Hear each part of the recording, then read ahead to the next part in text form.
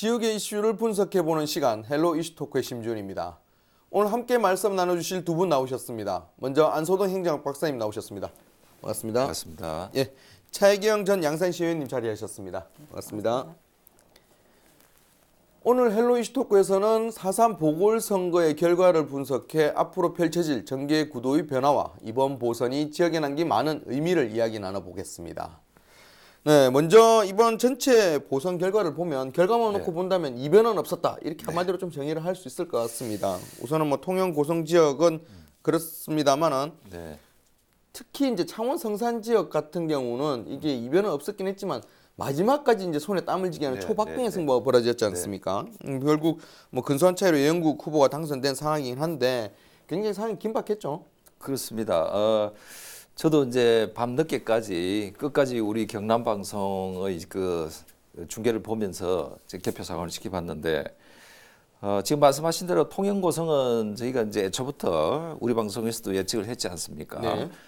자유한국당 정점식 후보의 낙승이 예상되었고 뭐 역시 개표 결과도 초반부터 줄곧 끝까지 뭐 계속 선두를 달렸고 마지막 개표 상황이 종료되면 약 60%대의 높은 득표로 이제 민주당 후보를 이제 여유 있게 제쳤는데 아무래도 이번 선거의 가장 관심은 성산구였죠. 처음부터 이제 여러 가지 관심이 많았고 또 역시 이제 개표 상황도 끝까지 이렇게 그 초박빙의 상황까지 가는 것을 보고 역시 성산구는 우리 경남의 정치 1번지고 대한민국 정치 1번지다 이런 것을 다시 한번 보여줬다고 생각을 하고요. 선거 초반부터 이제 그 정의당의 여영국 후보의 낙승이 예상이 됐는데 개표 마지막까지 그야말로 초박빙이었지 않습니까? 그렇죠. 결론은 이제 504표 차이로 정의당의 여영국 후보가 아주 어렵게 이겼는데 이번 보선은 이제 종합적으로 보면은 이제 그 제1야당의 승리와 그 정의당과 민주당의 그 연합 후보의 승리다. 그렇게 해서 뭐 1대1 승부를 냈지만은 그 이면에는 이제 여러 가지 저희가 분석해야 될 게 많은데 그런 문제는 이제 제가 뒤에 부분에 가서 한번 토론 시간을 가졌으면 좋겠습니다. 알겠습니다. 어제 이제 저희도 이제 계속 이제 중계를 하고 그 개표 상황을 전달을 했었는데요. 이제 당선 직후에 이제 여영국 당선인은 이정미 당대표와 소감 발표를 할 때 이제 눈시울을 붉히는 장면이 잡혔습니다. 이 눈물의 의미 굉장히 여러 가지 의미를 좀 담고 있는 것 같아요. 네, 그렇습니다. 당선 직후에 인터뷰한 다른 매체에서 인터뷰한 걸 봤습니다. 근데 거기에서 아마 여영국 의원이 지금 그러니까 선거 유세 내내 실제로 고 노회찬 의원을 생각하면서 계속 울고 다녔다고 합니다. 근데 이제 막상 이제 당선이 되고 나서는 이번엔 안 울어야 되겠다 본인이 결심을 했었다고 합니다. 근데 옆에 계신 그 이정미 당대표가 너무 많이 울고 울음을 못 참아서 한 3번 정도. 그러니까 참아 넘긴다 고생했다라고 인터뷰를 했었었고요. 아마 그 마음에는 뭐 여러 가지 감정 교차가 있었겠습니까? 어쨌든 초박빙 504표로 사실 이긴 것도 그렇고요. 그다음에 이제 노회찬의 진보 정치를 지켰다는 안도감도 있었을 거고, 또 그리고 이제 자기 지난 정치 생활이 원체 좀 고난스러웠지 않았습니까? 그런 생각까지 아마 만감이 교차해서 아마 그렇게 눈시울을 붉히지 않았나라고 생각이 듭니다. 네, 뭐. 영국 당선인 같은 경우는 저희 이제 이 자리 이슈토크에서 이제 패널로도 참석을 했기 때문에 저도 이제 좀 아시는 분이 되다 보니까 그 의미, 눈물의 의미 충분히 공감이 가고요. 어떤 의미인지도 알 수 있을 것 같습니다. 네, 이제 결과에 대해서 조금 더 얘기를 해보겠습니다. 진짜 아까 뭐 방금 얘기를 하셨지만 500여 표 차이, 진짜 초박빙의 승부였지 않습니까? 근데 이제 사실은 이렇게까지 박빙이 될지는 몰랐거든요. 그전 여론조사, 투표 전 이제 여론조사를 보면 꽤 차이가 났단 말입니다. 그렇습니다. 이게 단일화 이후로. 그런데도 이렇게 여론조사와 다른 이런 결과가 나왔는데 왜 이런 결과가 나왔다고 볼 수 있을까요? 여러 가지 이제 그 변수가 작용이 됐죠. 특히 이제 여당의 어떤 그 정권 심판 그 이면에는 이제 그 경제 실정이라든지 특히 창원 성산구는 국가 산업단지의 가동률이 이제 70%로 떨어지고 두산중공을 비롯한 원전 산업의 어떤 그 몰락, 그다음에 정부의 지금 현재 장관들의 부동산 투기 낙마, 그다음에 청와대 대변인의 부동산 투기 낙마, 뭐 여러 가지 이런 정부의 정책의 실정이 반영이 돼서 결국은 경제 위기의 주인공은 정부 여당이다. 네. 이렇게 해서 유권자들이 심판을 내린 것 같고요. 그리고 이제 그 이면에는 또 정치적으로 보면은 현 정부가 추구하고 있는 게 공정하고 정의로운 사회인데 물론 이제 그 범여권이라는 차원에서는 단일화가 가능하지만은 그 야당의 위치는 국민들이 준 야당에게 주어진 임무는 정부 여당을 건전하게 비판하고 국민을 대변해서 정부 여당의 실정을 비판하라 이런 임무를 주었는데 야당과 여당이 이렇게 단일화하는 것은 아마 국회의원 선거 사상 처음이 아닌가. 이것도 우리나라 그 정치 사상에 가장 이변 중의 하나로 기록이 될 그렇죠. 것이다. 저는 이렇게 보고 그다음에 뭐 자유한국당 경우에는 오세훈 전 서울시장의 어떤 그 좀 자극적인 발언, 네. 그 돌아가신 노회찬 의원을 그 폄하하는 그런 발언들, 네. 그리고 그 자유한국당의 그 선거운동 과정에 그 FC 축구구장에서의 좀 그 선거법 위반의 시비 문제, 뭐 이런 것들이 복합적으로 어우러졌다고 보는데. 여기에 이제 FC 같은 경우에는 자유한국당의 선거운동 때문에 이제 2천만 원 재정까지 받는 그런 일이 있었지 않습니까? 네. 그런데 이제 이런 문제는 저는 뭐 지역적인 문제라고 보고 가장 큰 문제는 국민들이 지금 굉장히 상황이 어렵고 경제가 어려우니까 여기에 아마 정부 여당의 회초리를 저는 들었다 그렇게 네. 생각합니다. 지금 이제 여영국 정의당 당선인의 일정을 좀 보면 네, 당선이 되고 나서 이제 당선증을 받고 이제 잠시 휴식을 취하고 이제 서울로 바로 갔더라고요. 서울로 이제 올라갔다고 하던데 지금 그렇다면 서울로 가면 당장 국회의원의 임무가 시작이 되는 겁니까? 뭐 당선인의 행보는 앞으로 어떻게 진행됩니까? 네, 이제 우리나라 대한민국 헌법과 법률에 따라서 보궐선거에서는 당선이 되면 바로 법적인 국회의원의 지위가 주어집니다. 물론 이제 선관위에서 공식적인 임명장을 받은 이유겠지만은 물론 뭐 현재 법적으로 문제가 없기 때문에 지금 화면에도 나오고 있습니다만은 여영국 후보가 아마 그 공식적인 그 당선증을 이제 교부를 받았죠. 네. 그러니까 이제 그 보궐선거는 잔여 임기까지니까 아마 여영국 후보는 오늘부터 내년 5월 30일까지 국회의원 임기가 주어지고 네. 임기가 바로 시작이 되니까 지역에서 아마 그 제대로 선거를 마무리하고 또 지역에서 뭐 여러 가지 선거 사례라든지 이런 인사 절차가 있을 수 있습니다만은 네. 뭐 이런 것은 조금 소홀해질 수밖에 없고 역시 이제 자기가 주어진 임무는 국회 현장에 달려가는 것이죠. 그래서 국회에 가면은 첫째는 이제 의원 등록을 해야 됩니다. 국회 사무처에. 그렇게 하면은 국회의원의 개별 사무실이 이제 주어질 것이고 또 상임위원회 배정 문제라든지 여러 가지 국회의 활동에 관해서는 이제 그 쭉 일정이 이어지기 때문에 이것을 이제 일정을 밟기 위해서는 뭐 급히 이제 국회로 달려갔지 않나 이렇게 생각을 하고 물론 이제 영국 의원이 배지를 달고서 다시 한번 지역구를 찾겠죠. 그래서 금배지를 단 영국 의원의 모습이 어떨지 한번 기대를 해보겠습니다. 네, 저희도 뭐 기대가 됩니다. 사실 아까도 말씀드렸지만 이 자리에서 이제 계속 패널로 활동을 하셨기 때문에 좋은 모습을 보여주실 거라고 생각을 하고요. 예, 이제 이번에는 여영국 의원뿐만 아니라 이제 정의당 얘기를 좀 해보겠습니다. 정의당 같은 경우는 이제 이번에 뭐 여영국 의원이죠 이제 국회의원인데 여영국 의원이 근소한 차로 승리를 했지 않습니까? 진짜 근소한 차면 나머지 그 지지를 하지 않았던 반대편에 있는 분들에 대한 어떤 포용, 그다음에 그분들에 대한 이야기를 듣는 그런 자세가 필요할 것 같아요. 앞으로 이제 정의당의 행보 어떻게 예상을 좀 할 수 있을까요? 크게 이제 뭐 창원 성산구에 관련되는 것과 지금 정당이 사실 행해야 되는 것으로 좀 나눠서 말씀을 드리겠습니다. 어쨌든 당선인 소감에 그 민중당의 그 손 후보에 대해서 감사하다라고도 이야기를 했고 아마 이제 그런 게 이제 포용하는 모양일 거고요. 일단 창원 성산구는 첫 번째 창원공단을 살리겠다. 가장 큰 문제이다라고 이야기를 했고요. 그리고 이제 고 노회찬 의원이 진행했던 민생 문제 이제 연결해서 실제로 예산이나 이런 것을 정당의 차원에서 챙기겠다라고 이야기를 했습니다. 그리고 이제 정당에서 할 수 있는 것은 일단 민주평화당과 실제로 합치면 총 의석수가 20석이 됩니다. 네. 그러면 원내 그 교섭단체가 가능하거든요. 그렇죠. 그래서 이제 선거제도 가장 중요하죠. 개편하고 네. 그리고 공수처 설치 등 뭐 그러니까 여당인 민주당과 공조해서 큰 문제들을 좀 해결하겠다라고 벌써 의견을 밝히고 이정미 대표가 당장 민주평화당을 만나러 가겠다라고 오늘 네. 아침에 아까 그 당선되자마자 밝힌 소감입니다. 네, 이제 앞으로 이제 국회에서 그 역할을 더 하겠다 네, 할 수 있도록 그리고 그 역할을 하는 부분 지역에도 집중하겠다 이렇게 좀 볼 수 있을 것 같은데요. 이번에는 이제 한국당 얘기를 좀 해보겠습니다. 네. 한국당 입장에서는 이제 전체적인 평가를 보면 뭐 1승 1패이긴 한데 네. 그래도 전체 내용을 조금 들여다보면 네. 그래도 자존심은 지킨 선거였다라고 네. 좀 성과를 네. 평가를 할 수 있을 것 네, 같습니다. 네. 네. 먼저 이제 강기훈 후보 고배를 마시긴 했지만 아주 근소한 차로 졌기 때문에 그렇습니다. 네.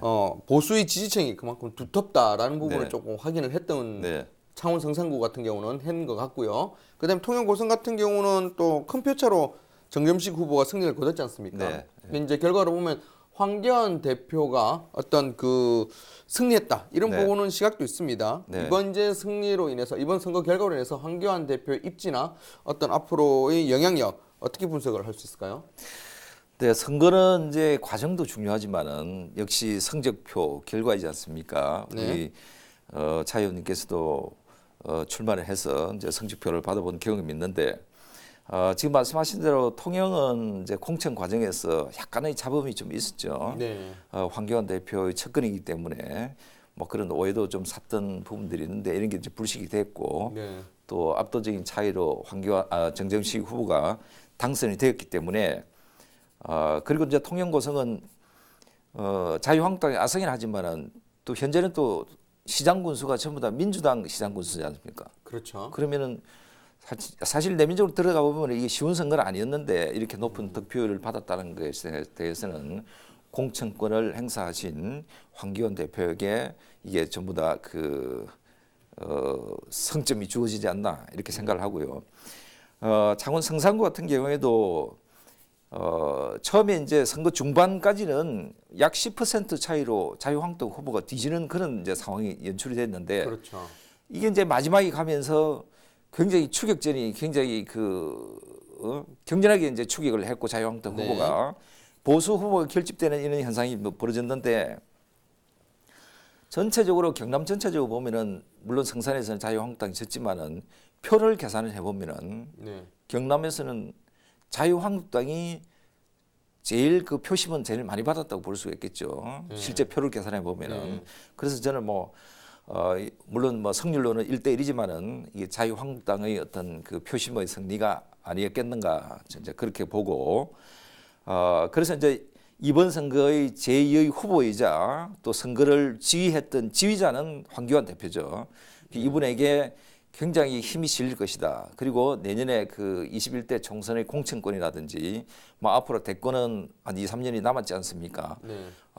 좀 멀지만은 이분이 대권 가도에도 자유한국당의 대권 후보로서도 굉장히 그 입지를 다지는 이번 선거로 볼 수 있겠다. 저는 그렇게 판단합니다. 네. 어제 이제 그 정점식 당선인의 당선 소감을 좀 들어보면 이번 결과는 현 정권의 심판이다. 앞으로 이제 비판의 목소리를 높일 것이다. 이렇게 얘기를 했거든요.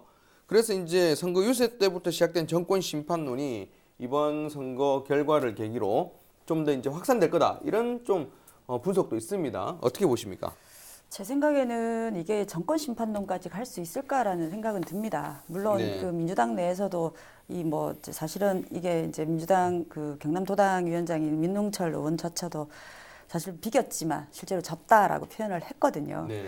근데 이제 실제로 이제 기존에 있던 그 통영 같은 경우에는 통영 고성 같은 경우에는 어쨌든 그 계속 그 자유한국당에 그 텃빠지지 않았습니까? 그렇죠. 저번 선거에서는 무투표 당선이 될 정도로 그랬죠. 실제로 거기서 누가 저기 민주당에서 그 사실은 이걸 내가 하겠습니다라고 이야기하는 것조차 대단했던 지역인데도 불구하고 실제로 양문석 후보가 선전을 했다라고 네, 보거든요. 어쨌든 근데 이제 민주당 입장에서는 실제로 10개월 만에 완전히 민심을 본 겁니다. 실제로. 네. 그러니까 너무 이게 얼만큼 사실 민심이 이렇게 좀 그 힘들게 가는지를 봤고 하지만 이거 가지고 정권 심판론이 될 수가 있을까라는 생각을 합니다. 근데 이제 내년 선거까지는 어떻게 연결될지가 사실은 많이 유추는 됩니다. 이게 이 선거 네. 결과로 인해서 실제로 다음 내년 선거에는 어쩔 수 없이 경제 살리지 못하고 민생을 챙기지 않는다면 PK 민심은 전혀 지금 뭐 민주당으로 돌아올 것 같지는 않다라고 네. 보는 게 민주당 내부에서도 의견인 것 같습니다. 더더욱이나 황교안 사실은 당 대표가 사활을 걸고 여기서 숙식을 하면서까지도 선거를 뛰어들었고 정점식 후보가 어쨌든 황교안 키즈라라고도 이야기를 하고 있는 상황에서 네. 이렇게까지 이제 사실은 그 보수를 직결시켰다라고도 이야기를 하고 있기 때문에 네. 내년 선거도 아마 영향이 있을 거다라고는 봅니다. 알겠습니다. 또 이제 이번 선거에 이제 어떤 큰 변수들이 굉장히 많았지 않습니까? 특히 선거 막판에 이제 굉장히 변수가 많았었는데 이제 그 첫 번째 변수로 본다면 황교안 대표의 경남 FC 경기장 내의 이제 선거 유세 그리고 이제 그게 불거지면서 정의당에서 이제 또 농구장에서의 어떤 선거 유세 이런 부분을 좀 불거졌고요. 이 부분은 대한축구연맹이 경남 FC에 벌금을 부과하고 또 이제 그 행정 처분은 이제 사안이 마무리됐습니다만은 네. 또 이것뿐만 아니라 통영에서는 정점식 후보의 측근이 기자를 매수했다 이런 의혹까지 나왔거든요. 지금 이제 경남 선관위가 정당선인을 창원지검 통영지청에 고발한 상태입니다. 네. 앞으로 이제 어떤 이러한 사안들 때문에 어떤 상황이 현재 결과가 조금 뭐 변화될 그런 가능성도 좀 있을까요? 네, 지금으로서 좀 지켜봐야 되겠지만 실제로 이 통영 고성은 실제로 이군현 전 의원이 정치자금법 위반으로 사실은 이 의원직을 상실하면서 이렇게 보궐선거가 치러지지 않았습니까? 네. 이게 학습 효과가 있다 보니까 또 이런 일이 생기지 않느냐라고 사실 우려를 하고 있는 건 사실입니다. 그래서 경남선거관리위원회에서 그 정당선자 측인 인사 오모 씨가 실제로 이제 기자를 매수를 하고 시도를 했다는 의혹으로 해서 해당 인사를 정치선거법 위반 혐의로 일날 창원지검 통영지청에 고발을 한 상황이고요. 네. 실제로 이제 이 부분은 사실 돈봉투를 받았다고 선관위 와서 사실은 이분이 실토를 한 케이스입니다. 그렇죠. 그래서 실제로 이제 논란의 여지가 있고요. 네. 그래서 이제 공직선거법에는 누구든지 선거운동을 위해 방송, 신문, 통신, 잡지, 기타의 간행물을 경영 관리하는 자 또는 편집, 취재, 집필, 보도하는 자의 금품 향응 기타의 이익을 제공하거나 제공할 의사의 표시 또는 그 네. 제공을 약속할 수 없다라고 규정되어 있습니다. 그래서 어쨌든 그 정당선자 측에서는 그 오모 씨가 자기 캠프와 무관한 인사다라고 네. 이야기를 하고 있지만 실제로 이제 그 받은 사람이 와서 이야기를 했기 때문에 그렇죠. 예, 또 향후를 지켜봐야 되는 상황이 아닌가 합니다. 네. 자, 이제 뭐 전체 지금 뭐 한국당 얘기도 했고 정의당 얘기도 좀 했었는데 이번에는 이제 집권 여당 민주당에 대한 얘기를 해야 될 것 같습니다. 네. 조금 이제 얘기를 해주셨습니다만은 얘기하시면서 지금 현재 상황에서는 물론 민주당에서는 이제 이미 원래 이제 뭐 통영 지역 같은 경우는 원래 그쪽은 민주당이 나오기 힘들다. 그리고 이쪽 창원 성산은 원래 우리 거가 아니지 않느냐. 그러니까 원래 뭐 우리한테 크게 영향이 없다. 이런 거 이제 약간 공식적으로 나오는 분위기 같은데 하지만 내부적으로 보면 그렇지 않은 것 같아요. 이제 이번 결과에 대해서 굉장히 무겁게 받아들여야 된다. 어떤 민심의 어떤 준엄한 심판을 확인했다라는 분석이 나오고 있거든요. 네. 앞으로 이제 내년 총선 준비도 해야 되는데 분명히 영향을 미칠 수밖에 없을 것 같습니다. 어떤 전략이나 어떤 민심을 어떤 대하는 방법 이런 것들에 대해서는 좀 보완, 수정이 좀 필요하지 않을까라는 분석도 나오고 있죠.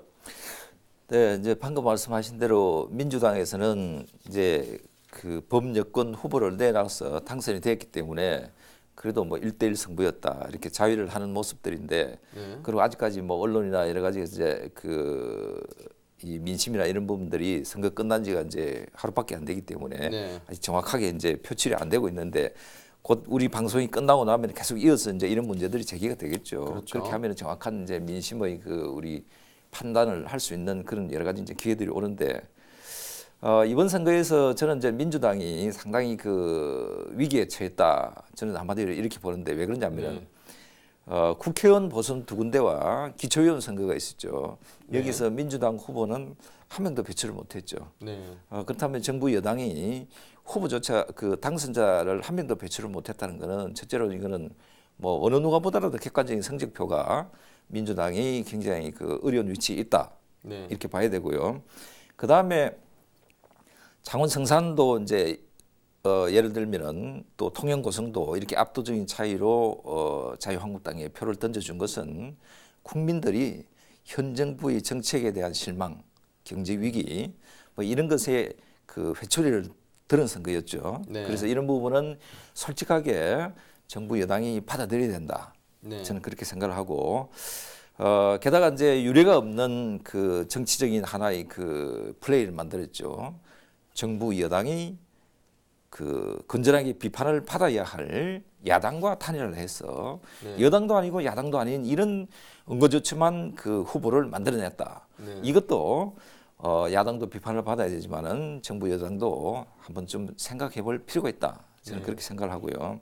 그래서 일부에서는 공정하고 정의롭지 못한 그 정치적인 야합이었다.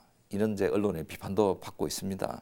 이제 당장 21대 총선이 이제 1년 앞으로 다가왔습니다. 물론 민주당 내부에서는 뭐 여러 가지 내용도 있겠고 이 선거의 분석에 대해서 여러 가지 갈등도 많이 있겠지만은 당장에 저는 선거 전략을 내놓기는 어려울 것이다. 그래서 좀 지켜보면서 민주당도 좀 시간을 가지면서 새로운 대안을 내놓지 않을까 저는 그렇게 판단합니다. 알겠습니다.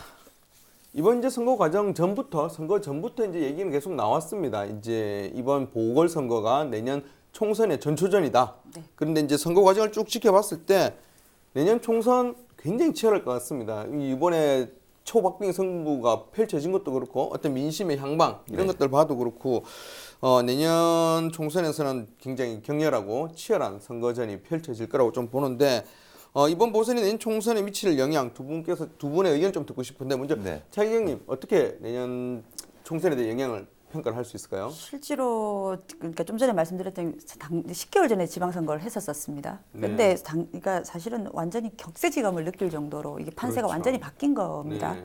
그리고 이제 민주당에서 논평을 낸 것처럼 국민은 위대했고 민심은 무거웠다라고 이야기를 네. 했습니다. 그래서 보시다시피 지금 그 경남 지지율이 사실 대구, 경북보다 낮습니다. 네. 이런 것에 대해서 사실 절실하게 느껴야 되고 또 경제 상황이 올해 말 되면 더 힘들어진다고 합니다. 네. 그래서 집권 여당인 더불어민주당은 더 힘들어질 것이고 그리고 또 야당인 자유한국당은 실제로 그 통영 고성 같은 경우에는 생각외로 표차를 많이 늘리지 못했다라는 네. 사실을 내부에서도 이야기가 들립니다. 그래서 어쨌든 그리고 또 창원 성산 같은 경우에는 완전히 이제 그러니까 완전히 이제 진보 쪽에 넘겨졌다라고도 이야기를 하거든요.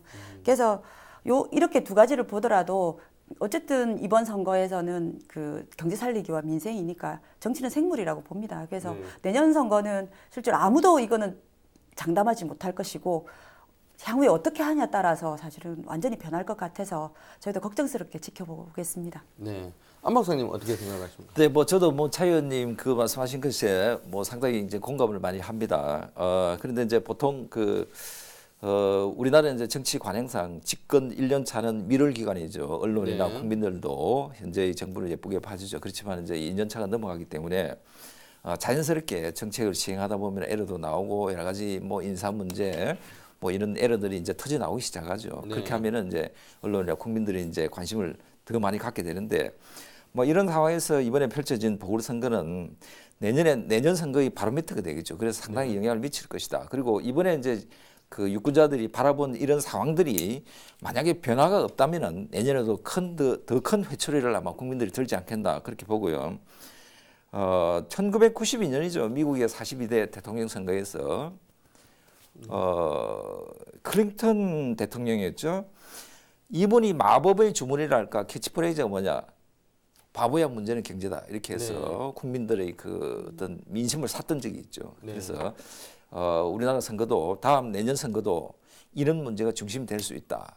비록 이제 미국 대통령 선거 예이지만은 우리에게 들려주는 교훈이 아닌가 저는 그렇게 생각합니다. 네. 어쨌든 뭐 보궐선거는 끝났지만 여러 가지 의미를 던져주고 또 내년 총선까지 좀 예측해 볼 수 있는 여러 가지 네. 또 결과가 나온 것 같습니다.